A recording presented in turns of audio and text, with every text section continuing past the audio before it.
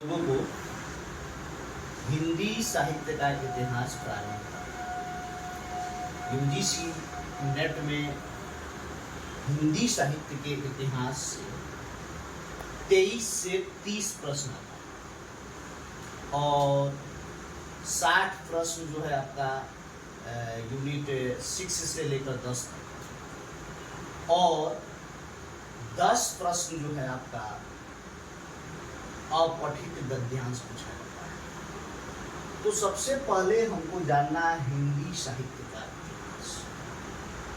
इतिहास। हिंदी साहित्य का इतिहास जानने से पहले थोड़ा सा हम लोग इतिहास के बारे में जान लेते हैं कि इतिहास किसे कहते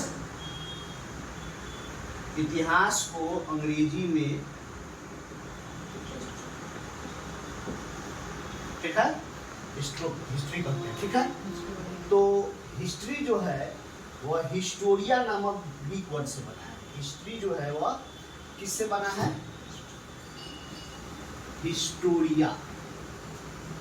हिस्ट्री जो है हिस्टोरिया नामक ग्रीक वर्ड से बना है, जिसका अर्थ होता है व्हाट हैज एक्चुअली हैपेंड, मतलब वास्तव में क्या हुआ, यानी वास्तव में क्या घटित, यानी वास्तव की जो घटनाएं हैं उसी को इतिहास में दर्ज की गई है। वास्तविक घटना, काल्पनिक नहीं। लेकिन जब हिंदी साहित्य का इतिहास पढ़िएगा तो उसमें कवियों की काल्पनिक रचनाओं को, लेकिन काल्पनिक रचनाओं को जो वास्तविक रूप में लिखे गए हैं उन्हीं को, मतलब कवि ने लिखा है, कब लिखा है, किसने लिखा है, इसकी प्रवृत्ति क्या थी, उसी को समाहित किया गया। ऐसा नहीं कि जो कौन लिखा है इसके बारे में कोई प्रमाण नहीं है तो उसके बारे में उसको दर्ज नहीं किया गया। तो हिंदी साहित्य के इतिहास को जानने से पहले हम लोग इतिहास को समझते हैं।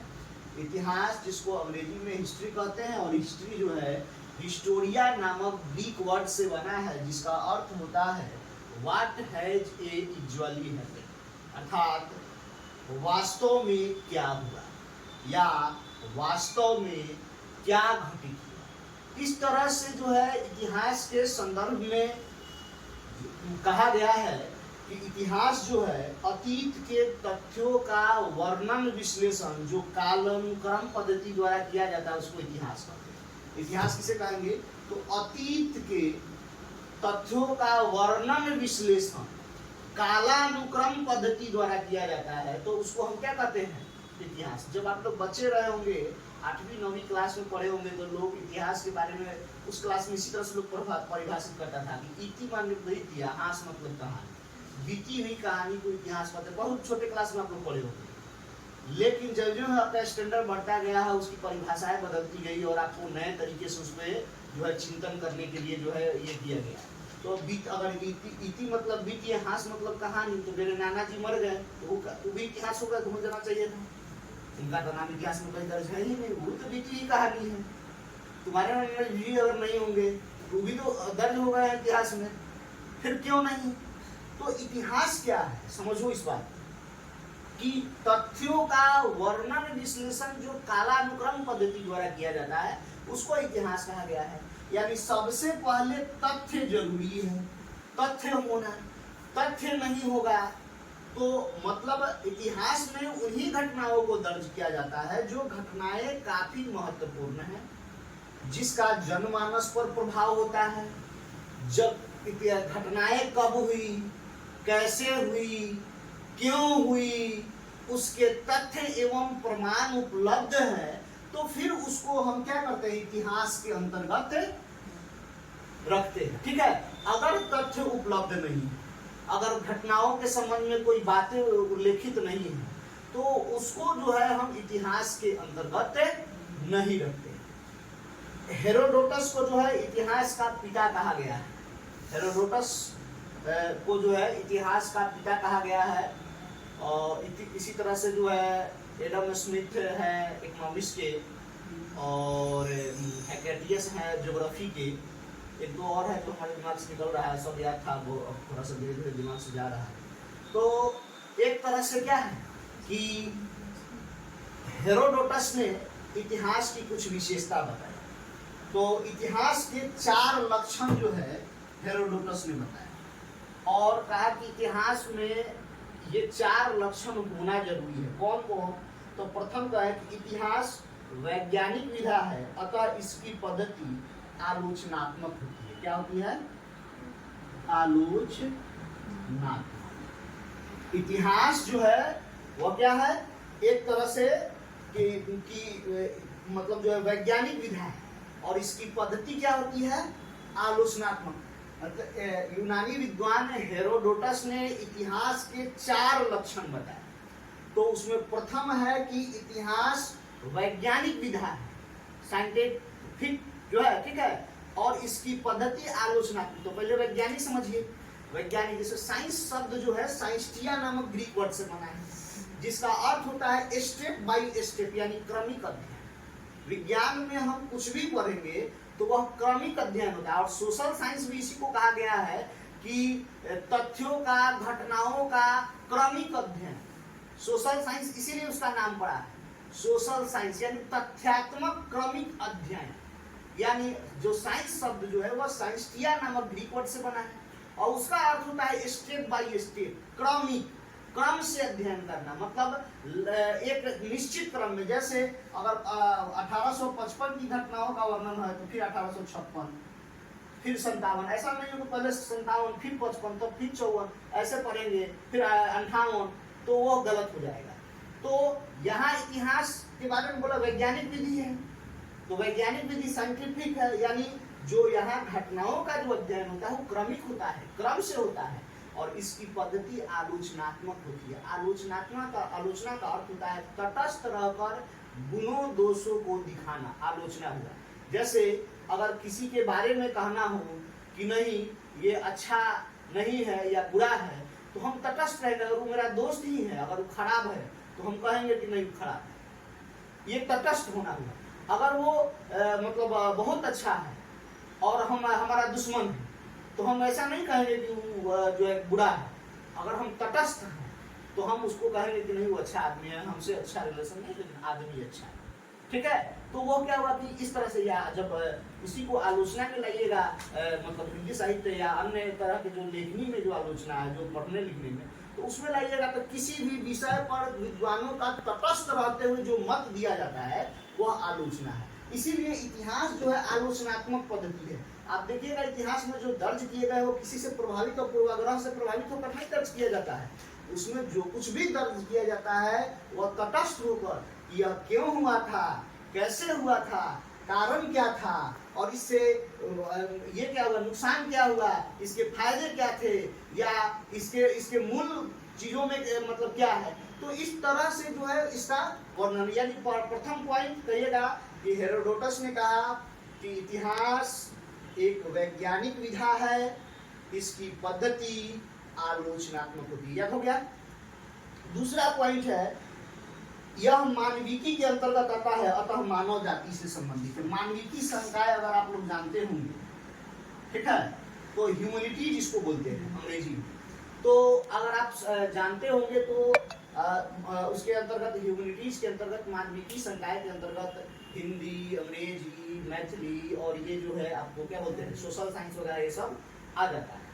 तो इतिहास के बारे में हेरोडोटस का है कि यह मानविकी संकाय के अंतर्गत आता है, अतः यह मानव जाति से संबंधित है। इतिहास में जो कुछ भी पढ़ते हैं सब किसी न किसी मानव जाति के इतिहास के बारे में ही पढ़ते हैं, चाहे वो प्रागैतिहासिक का हो या आधुनिक हो या समकालीन हो। सभी इतिहास में मानव के क्रियाकलापों के बारे में उनके जो पूर्व में किए गए कार्यों को ही ना हम पढ़ते हैं। तो आप एक तरह से कह सकते हैं कि यह मानविकी के अंतर्गत आता है, ह्यूमैनिटीज, और यह मानव जाति से संबंधित है, यानी मानव के चित्तवृत्ति का आप कह सकते हैं। जैसे साहित्य में कहा जाता है कि मानव की चित्तवृत्ति का अध्ययन जो है तो वह चित्तवृत्ति का अध्ययन है। तो एक तरह से मानवीय विकास का जो अध्ययन है, मानवीय जो मानव के विकास के क्रम में जो घटनाएं घटित हुई है उसी का अध्ययन जो है इतिहास है। तो इतिहास में मानव जीवन से ही संबंधित है, हर घटनाएं मानव जीवन से ही जुड़ी हुई है। तो चाहे मानव जाति से संबंधित न भी है तो अपरोक्ष रूप से वह मानव जाति से ही संबंधित है वो घटनाएं, ठीक है। तो इस तरह से है। उसके बाद जो है तीसरा पॉइंट है कि इसके तथ्य निष्कर्ष प्रमाण पर आधारित होते हैं। इतिहास के तथ्य और निष्कर्ष दोनों क्या होते हैं? प्रमाण पर। जब तक प्रमाण नहीं है तब तक उसको इतिहास में जगह नहीं है। अगर कोई घटनाएं घटित हुई है, अब मौखिक जाके कह देंगे आज तो बहुत बड़ा युद्ध हुआ है, तो मौखिक नहीं हुआ है तो उसका प्रमाण तथ्य सब समाहित करेंगे। क्यों हुआ, कैसे हुआ और इसके परिणाम क्या हुए, इसका विश्लेषण भी करेंगे, तब जाके वो इतिहास बने। ठीक है। उसके बाद जो है आपको जो है चौथा पॉइंट है कि यह अतीत के आलोक में भविष्य पर प्रकाश डालती है। इतिहास का चौथा पॉइंट जो हेरोडोटस ने कहा कि यह अतीत के आलोक में भविष्य पर प्रकाश डालती है। इतिहास से हम सीखते हैं आदिम मानवों की प्रवृत्तियों से, हम नवीन मानवों की प्रवृत्तियां कैसे भिन्न है, हम कैसे विकसित हो रहे हैं, हम कैसे उनसे विभिन्नता हासिल कर रहे हैं और कैसे अपनी पूर्व में किए गए गलतियों से सीख रहे हैं, वह हम इतिहास से भी इसके माध्यम से सीखते हैं। जैसे प्रथम विश्व युद्ध हुआ था तो लीग ऑफ नेशन का निर्माण हुआ था, राष्ट्र संघ की स्थापना हुई थी। प्रथम विश्व युद्ध के बाद विश्व स्तर पर कोई ऐसा बड़ा युद्ध नहीं हुआ जिससे बड़े स्तर पर जान माल की क्षति हो, इसलिए लीग ऑफ नेशन की स्थापना कर दी गई। लेकिन फिर द्वितीय विश्व युद्ध हो गया, तो द्वितीय विश्व युद्ध हो गया तो लीग ऑफ नेशन तो वहां पर क्या हो गया, असफल हो गया। तो फिर विश्व के लोगों को लगा कि ऐसी संस्था की आवश्यकता नहीं है जो पंगु हो, दूसरे के चंदा से चले। एक ऐसे संस्था की आवश्यकता है जो संस्था अपने पर डिपेंड हो, वह स्वतंत्र निर्णय लेने के लिए हो, वह किसी के चंदे पर निर्भर नहीं हो। तो फिर संयुक्त राष्ट्र संघ की स्थापना की गई जो अभी तक काम कर रही है। और वह क्या करती है कि अगर कोई देश किसी देश को प्रताड़ित या युद्ध की स्थितियों में धकेलता है तो वह बहुत तरह का उस पर जो है मतलब जो है ये कर देता है। संयुक्त राष्ट्र संघ जो है उसको अलग अलग तरीकों से जो है उसको मतलब जो है अन्य देशों से जो है व्यापार से लेकर हर चीज को या ग्रांट जो देता है उसको रोक देता है।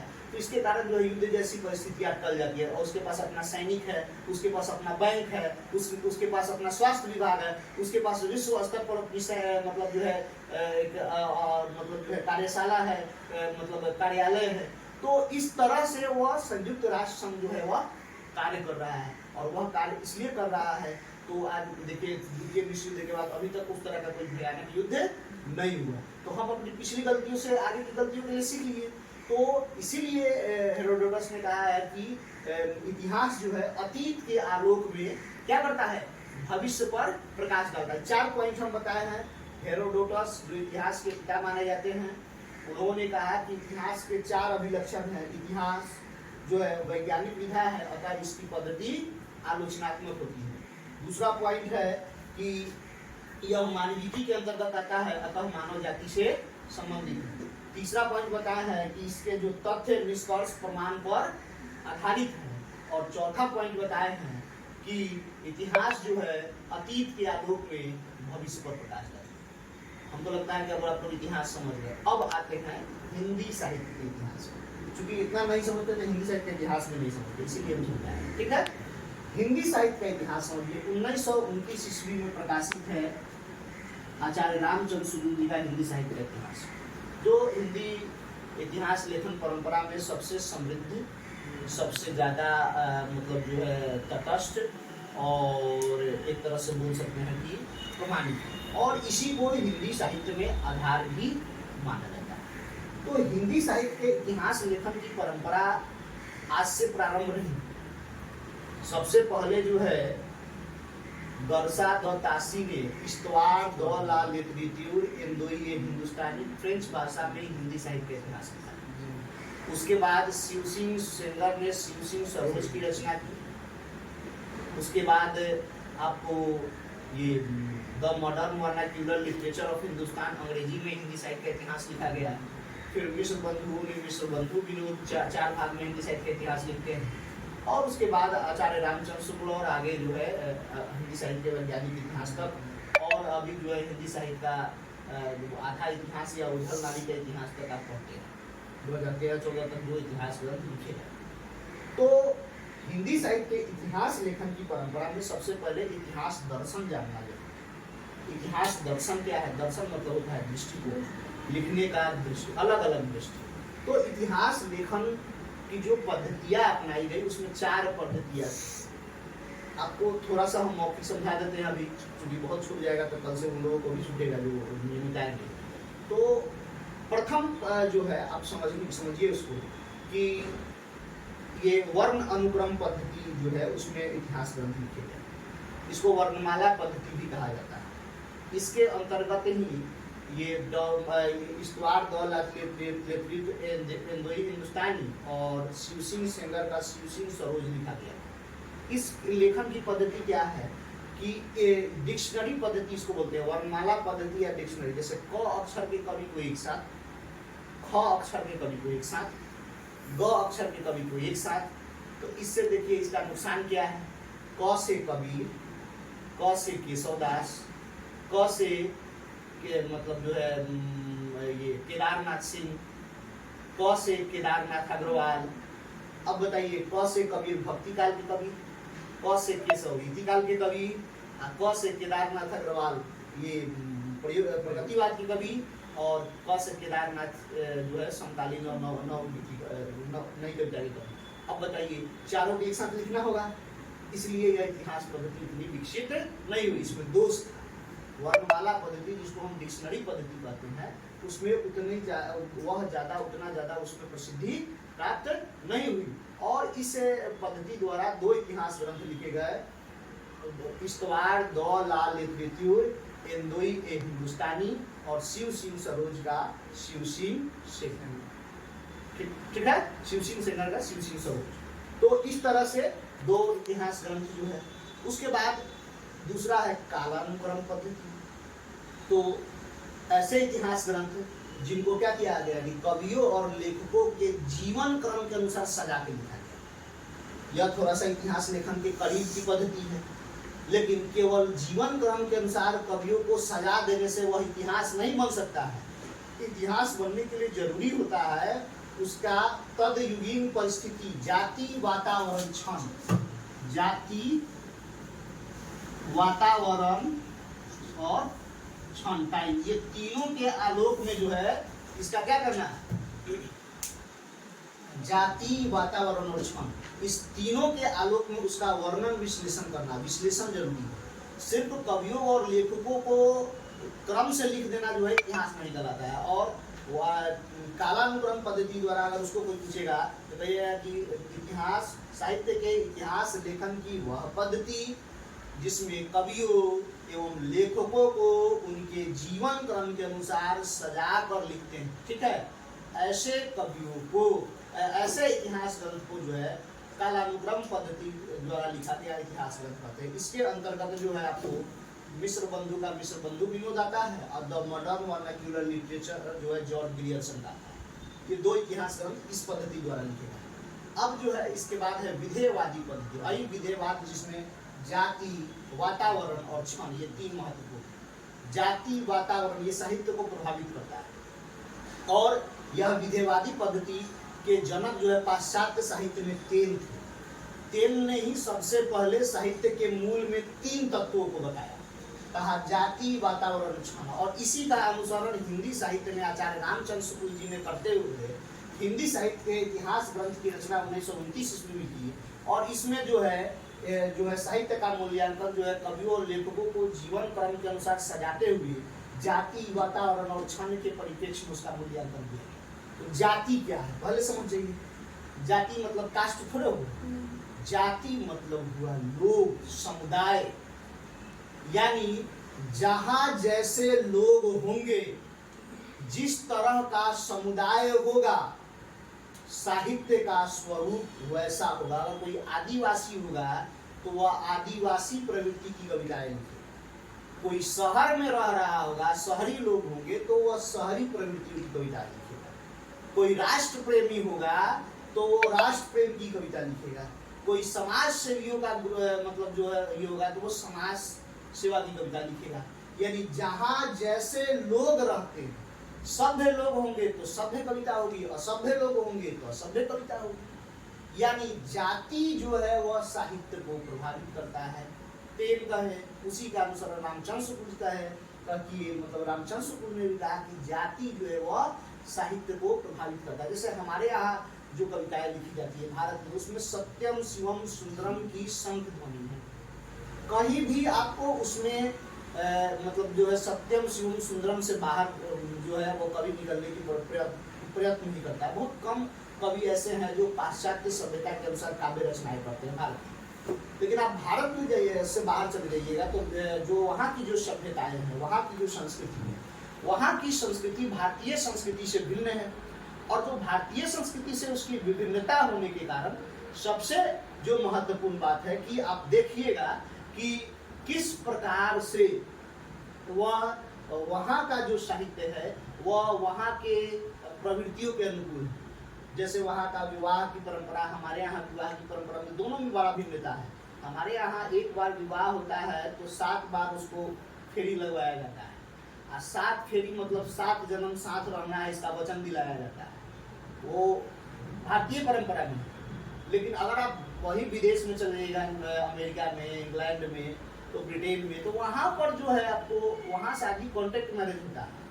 1 साल, 6 महीना, 2 साल, 3 साल, 4 साल, एक व्यक्ति 5 शादी करता है, 6 शादी करता है। बुढ़ापे तक लोग शादी करते हैं। बच्चा कौन पालेगा, ये एक बड़ी समस्या है विदेश में। तो जो कल्चर वहाँ का है और यहाँ का कल्चर, दोनों अंतर है। तो वहाँ जो साहित्य लिखे जाएंगे उसी के कल्चर के अनुसार लिखे जाएंगे। हमारे यहाँ जो साहित्य लिखे जाएंगे वो हमारे कल्चर के अनुसार लिखे जाएंगे। तो जैसा लोग जहाँ का होगा साहित्य वैसा होगा। मेन बात यही है, ठीक है। दूसरा, वातावरण, जैसा वातावरण होगा साहित्य वैसा होगा। जैसे आदिकाल में देखिएगा, हर्षवर्धन के समय में सब युद्ध में लगा हुआ था, तो सब कविताएं आदिकाल में युद्ध की कविताएं। भक्ति काल में देखिएगा कि बाहरी अरबों का, मुसलमानों का भारत पर आक्रमण हुआ, हिंदू देवी देवताओं के मंदिर तोड़े गए, तो माहौल क्या था, भगवान का अवहेलना हो रहा था। तो लोग अपने भगवान के शरण में गए, भगवान की भक्ति किए, तो भक्ति काल हो गया। वातावरण जैसा था वैसा। रीति काल में देखिए शाहजहां ये सब जो था, घोर मतलब विलासी शासक था। तो जब वो विलास में था तो रीति काल की कविताएं भी विलास की थी। आधुनिक काल में देखिए पुनर्जागरण के बाद जो है भारत पर भी जो है उसका पुनर्जागरण का प्रभाव पड़ता है। और जब आधुनिकता का प्रभाव पड़ता है तो साहित्य को जो अभी तक जो विलासी था उससे वह बाहर निकालकर जीवन के गंभीर विषयों से जोड़ दिया गया। सती प्रथा, बाल विवाह, विधवा विवाह, ठीक है, जाति पाति, ऊंच नीच, सब का जो है एक तरह से क्या किया गया, मतलब जो है कविताओं का विषय बनाया गया और नवीन प्रवृत्तियों का समावेश किया गया। अब वातावरण जैसा होगा साहित्य वैसा होगा। कोई अगर मान ले कि कहीं युद्ध हो रहा हो तो युद्ध का माहौल होगा तो युद्ध की कविता, जैसे अभी राष्ट्रवाद चल रहा है देश में, राष्ट्रवाद की कविताएं लिखी जाती है, मोदी जी की कविताएं लिखी जाती है। तो होता क्या है कि जो माहौल होता है, वातावरण होता है, कविताओं का स्वरूप ठीक वैसे ही हो जाता है। टाइम भी साहित्य को प्रभावित करता है। समय, जो समय, जैसे मान ले कि जो आदिकाल में जो परिस्थितियाँ हैं, जो टाइमिंग है, और अभी की जो परिस्थितियाँ हैं, अभी का जो टाइमिंग है, साहित्य उस टाइमिंग के हिसाब से बदलता है। जो मनमोहन जी के टाइम में था, जो बिहार में लालू यादव जी के टाइम में था, और अभी जो मुख्यमंत्री जी जो माननीय नीतीश कुमार जी के टाइम में है, तो ये परिस्थितियाँ दोनों में बदल गई।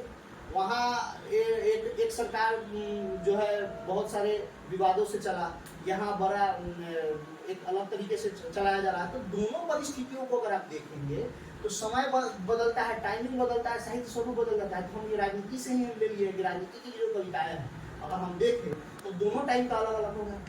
उस टाइम की कविताएं अलग लिखी जा रही होगी और अभी का जो कविताएं लिखी जा रही है वो अलग होगी।